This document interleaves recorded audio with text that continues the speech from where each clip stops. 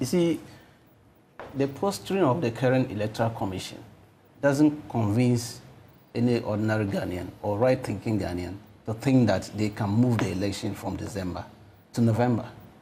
Now, you have lost some 7 years down the lane. Don't forget, in 2015, we, the political parties, put together a proposal and sent to the Electoral Commission that there's a need to move the election from December to November.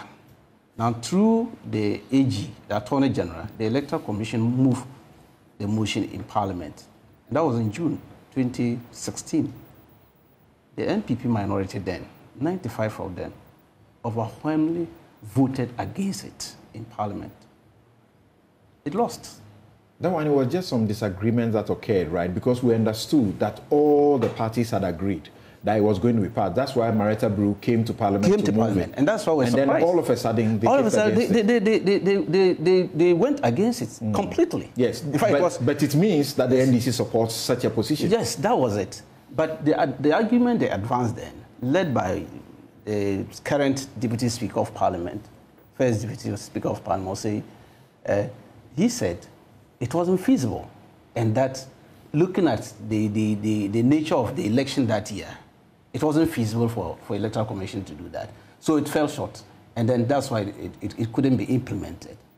7 years. Do you remember that was very close to the elections? And that was in June. That was in June? Yes. Yes. It was in June.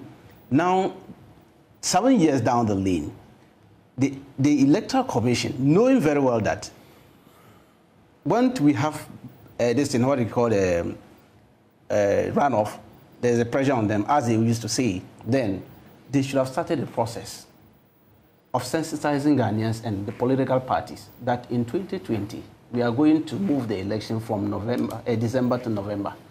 Now, they didn't do that. After 7 years down the lane, then they woke up from the slumber. Don't forget, when we went to IPAC last 2 weeks, that was the time they brought that idea.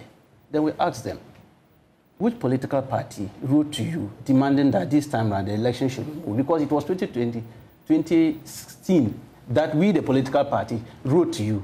This time around, you are telling us that you are only bringing back what the political party say. No, that did not exist again because it fell short. The political party shot it in Parliament. The same NPP people who are moving this. So we want to find out which political party now wrote to you as of now.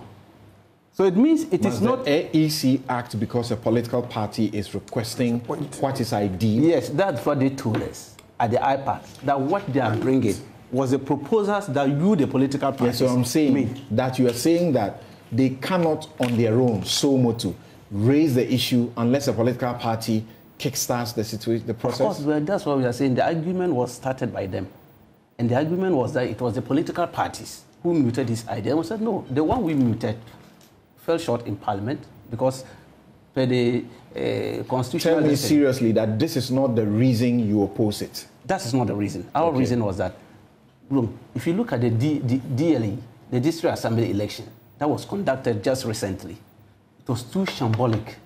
In fact, for a very long time, we've never heard of shortage of ballot papers in polling stations. It was in this current District Assembly election that we heard of ballot shortages. To the extent people went to vote and their names were not in the register. So we raised the issue about the register, the 2023 register, that there's a lot of problems. There are issues that we need to address in the register. Because the register you gave to us and we gave to our people in the constituency, when they check, and even voters who went to the polling station couldn't find their names at the polling station. It's unprecedented.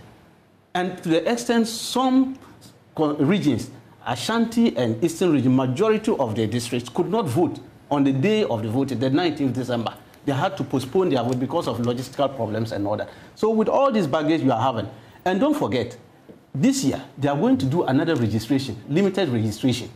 So we asked them, at the time we're at the IPAC meeting, the Electoral Commission did not have the roadmap for the election 2024. They have not given us the roadmap. They have not given us their program of activities. We asked of it, and they told us that at the next IPAC meeting, they were going to make it available. The next IPAC meeting we went, up to now, they didn't have that. Just yesterday, that we saw on Daily Graphic paper, advertising for people to apply to become returning officers for the election 22. Where did they get this?